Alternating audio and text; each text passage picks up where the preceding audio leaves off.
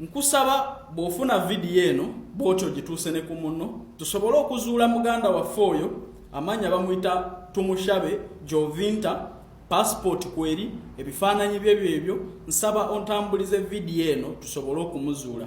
Omwalo ono yagenda mu ggwanga lya Oman naye kati akaseera kayise nga famire ye tewuliziganya naye, abaana be bazadde be bali mu maziga agatagambika. So wano wensinzira gwe wenna okusaba nti tambuza video eno weewaawo oba tunaatuuka ku muntu eyamulabako, omuntu eyaliko naye bwe mwasisinkanako ku ofiisi oba awantu wonna, otuyambe otuwe ku details, otuyambe otubuulire biki ebyamufaako, biki ebimuliko, kiki ekyamugaana communicatinga n'abantu be.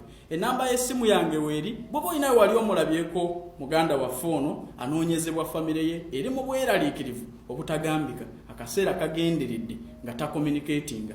Weewaawo era nnyongera okukubiriza abantu mwenna, bannayuganda mwenna abawangaalira amawanga g'Abawarabu abali mu nsi z'Oman, Saudi Arabia, Jordan n'ewalala yonna okwongera okusharinga details zammwe n'abantu abavunaanyizibwako, details z'ababoosi bammwe. Okiwulira bw'oba ofunye ennamba ye ekimwogerako kyonna fuba okulaba nga okisharinga n'omuntu ali kunoonya nga bakuggyeko essimu. So mbakubiriza okwenyiga mu kusharinga ebikwata ku baboosi bammwe n'abantu abavunaanyizibwako, kubanga baganda baffe babula kati wuuna anoonyezebwa. Weewaawo singa twalina ennamba ya boosi we twandimukubidde bukubizi kasimu, naye mbakubiriza okusharinga video eno n'okwongera okusharinga ebibakwatako, ebikwata ku bya boosi bammwe. Awo wookolera ennamba z'abamikwano gyo, ennamba za ofiisi ne kampani yakuleeta, obisharinga ne famire yo n'abantu abali kunoonya nga bakuggyeko essimu.